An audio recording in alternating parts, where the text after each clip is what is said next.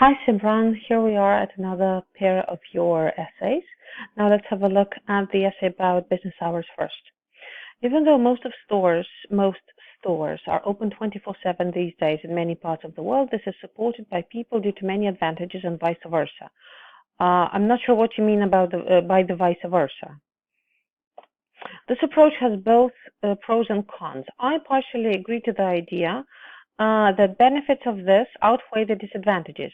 That that the benefits of this measure, let's say, outweigh the disadvantages. This essay will analyze both sides using examples of surveys from Vancouver, well, and so on and so forth. Okay, very nice, not bad, not bad. Perhaps you could combine this and this sentence to make it a longer structure and thus perhaps contribute to a better score in grammar range. On the one hand, there is ample evidence. You don't need the article. Evidence is uncountable, is an uncountable noun. That more working hours creates more job opportunities for people. Absolutely. This will eventually help to cut off unemployment rates. Okay, and will improve the country's economic growth. Absolutely. The central benefit of extended hours is that more people will pay um, taxes to government through their income and purchase. Okay, well, yes, yes. I would add a linking word here, for example, yet. The central benefit of extended hours, apart from employment boosting, is that more people and so on, right? Because you would really have to connect this idea to the previous one. All right. In addition to this, that tax can be used to build new infrastructure and provide more services to communities. For example, an empirical study done by Vancouver Work Board Association shows that in downtown Vancouver, 95% of the shopping centers changed their stores timing to 24 hours due to an increase in sales spelling at nighttime. Therefore, it is conclusively clear, and yes, nighttime is one word, that extended hours for stores is only beneficial for people, business employees, and governments. This is a very nice paragraph. This is a very, very nice paragraph. Way to go. I really like the logic and coherence here. Yes, I think your writing is starting to improve, at least this part. On the other hand, some experts believe that this progress will raise sickness level among workers. I wouldn't say sickness level, but will raise uh, concerns. Will raise concerns regarding sickness among workers, something like this. With an increase in store operating hours, workers have to do longer shifts. Eventually, long working hours make them tired and stressed. You cannot use a comma if you want to use two adjectives only. And again, try to connect these two sentences and make them one more complex sentence and connect it by this eventually and perhaps another linking word. For instance, this viewpoint was echoed by, not for instance, I would say to support this viewpoint, this viewpoint, a survey done by Fraser Health Canada shows that in Vancouver, the major reason, I don't know why you have this comma here, the major reason behind 90% people's anxiety and stress is longer shifts, longer work shifts, yes. Thus, comma, it is possible to state beyond doubt that this development will have negative impact on the health of employees. Okay, also very nice, very clear. Keep up the great work. From the arguments and examples given, I firmly agree that this progression will tackle some problems such as unemployment. I wouldn't say progression. I would say this change in let's say sales uh, establishments establishments schedules will tackle some problems such as unemployment, negative economic or unemployment or negative economic growth. Moreover, not moreover, I think you should use a negative a contrast. Nevertheless, a contrast linking word. Nevertheless, the schedule of work should be fixed. I wouldn't say fixed, I would say adjusted in accordance with specific hours suggested by doctors. Why? And here you should write, in order to avoid this, this, and that, in accordance to what you said here. So I should say this is a very nice essay. Well, it's not band 9, but it answers the topic appropriately, so task achievement is okay. You support your ideas with your arguments with explanations and examples. You have concluding sentences. This is great. I might say that this paragraph, the first body paragraph, is a bit longer than the second one, but okay. Just don't forget that you really have to conclude efficiently on the main ideas expressed in the body paragraphs.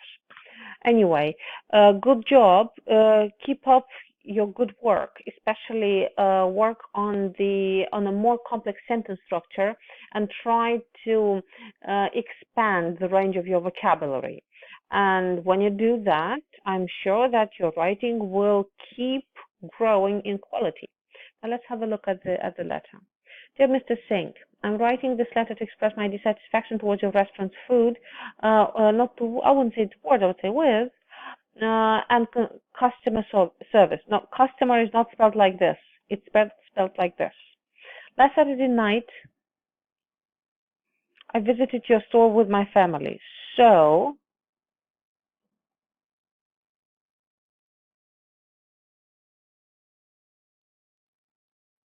okay.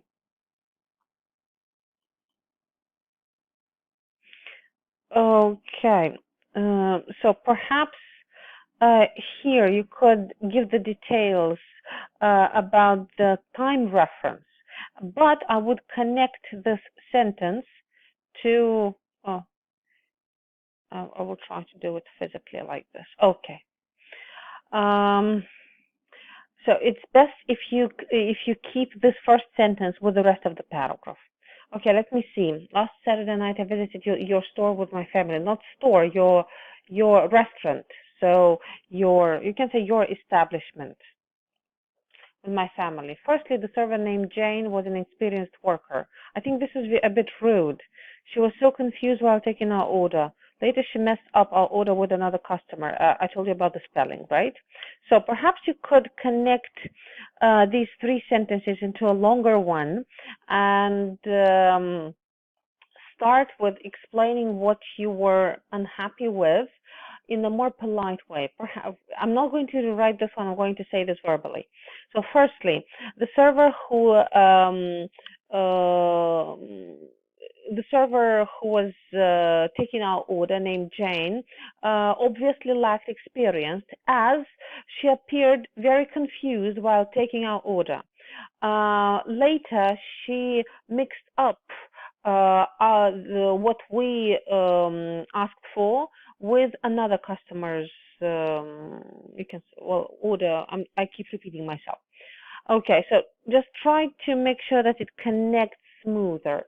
So messed up is very, very informal. Try to be more formal because this is a letter of complaint to the owner of a restaurant, so you really have to be very professional, very serious.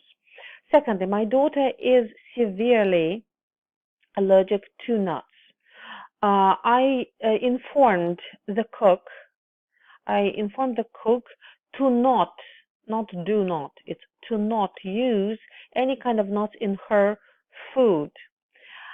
And here you need a linking word, right? However, they put peanuts in her dish. Fortunately, and I spelled capital, I saw that when she was having her first spoon or before she swallowed her first spoon. Okay, again, you keep writing in very short sentences. Try to practice writing in longer sentences. Oftentimes I have been to your restaurant. This is a nice place to eat. Please take care from next time.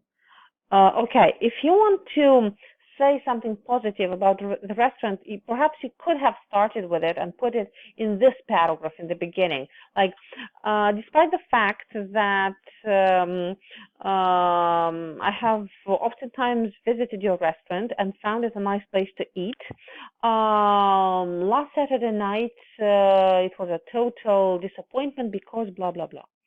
I wouldn't use this here, and it's not from next time, it's just next time. But anyway, I wouldn't use this sentence. No, beg your pardon. I wouldn't use the sentence at all. Um, Perhaps you should make a clearer explanation here.